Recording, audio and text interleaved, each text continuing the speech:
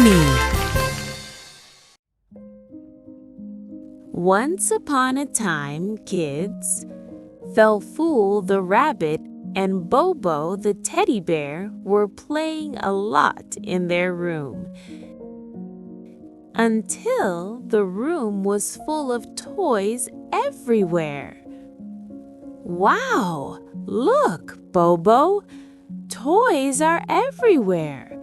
The car is under the pillow, and the ball is on top of the cupboard. Don't worry, let's just leave them and sleep. Sleep? No way!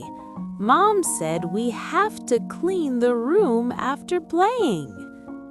Ah, man, cleaning is so tiring. What if we make it a game? Everyone picks up their toys as fast as they can. Whoever finishes first wins. Ooh, a cleaning race? I'm in. They start picking up toys in a funny way, slipping, laughing, getting mixed up.